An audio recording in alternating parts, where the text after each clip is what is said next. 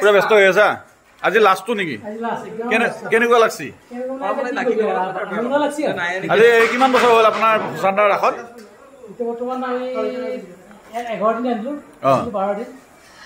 না কিমান বছৰ হ'ল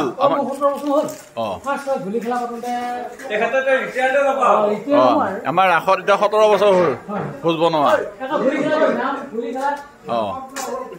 নমস্কাৰ অসমৰ বাতৰি চেনেললৈকে আপোনালোকক স্বাগতম জনাইছোঁ আমাৰ যি 11 দিনীয়া ৰাস আছিলে ৰাসৰ শেষত এয়া আমাৰ মহাৰাসৰ শিল্পীসকলক লগত লৈ আৰু আমাৰ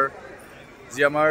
ৰাসৰ উদযাপন সমিতি আছে সেই সমিতিখনৰ লগত লৈ এটা প্ৰীতি ভোজৰ ব্যৱস্থা কৰা হয় প্ৰতি বছৰে আৰু প্ৰতি বছৰে ৰাসৰ শেষৰ ৰবিবাৰটোত মানে ৰাসৰ পিছৰ ৰবিবাৰটোত এনেকুৱাকৈ ভোজৰ আয়োজন কৰা হয় এটা ৰাজহুৱা ভোজ বুলিয়ে কৈছোঁ ৰাজহুৱা খানা এটা আয়োজন কৰা হয় গতিকে ভিডিঅ'টোৰ জৰিয়তে দেখুৱাব বিচাৰিছোঁ কেনেকুৱাকৈ আয়োজন কৰা হৈছে আৰু কেনেকুৱাকৈ মহাৰাসৰ শিল্পীসকলক লগত লৈ এই খানা খোৱাৰ ব্যৱস্থা কৰা হৈছে তাকে দেখুৱাবলৈ চেষ্টা কৰিম গতিকে ভিডিঅ'টো চাই থাকিব ভাল পাব এনেকুৱা মানে দেখা নাপায় মানে এটা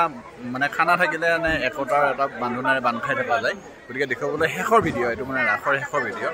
চাই থাকিব কেনেকুৱা হৈছে ভাল হৈছে ইহঁতে খাই উঠিলে মানে আগতে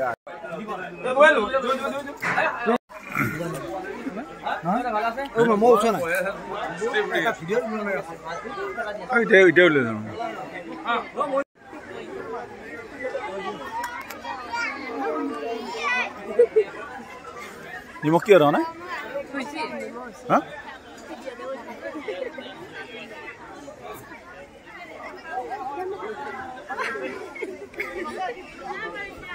কি হাঁহ লাগছে সিহঁতে নাখাই পেলাই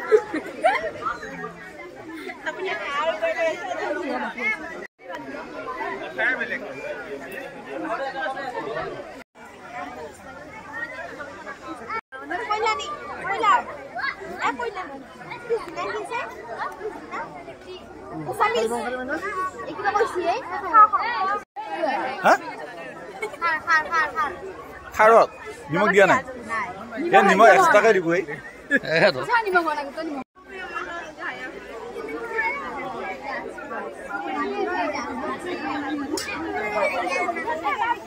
কিয় হোৱা নাই নিমখ খোৱাই নাই তোৰ কিয় হোৱা নাই নিমখ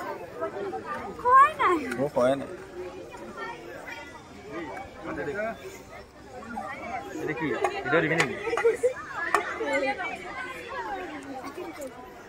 খোৱা খোৱা খোৱা খোৱা খোৱা নোখোৱা কিয়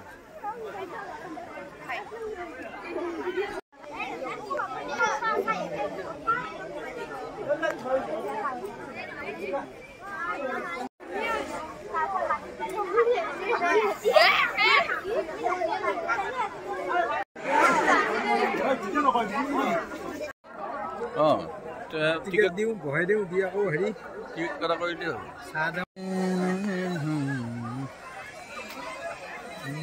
এটা গ্ৰুপ শেষ হ'ল আৰু আছে বহুখিনি সদস্য শিল্পী আছে আৰু লগতে আমাৰ উদযাপন সমিতিৰ বহুখিনি সদস্য আছে আৰু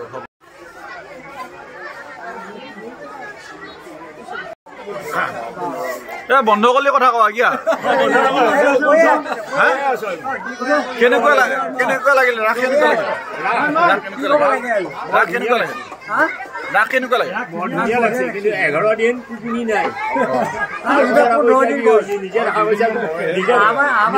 নিজে দোকানত বহি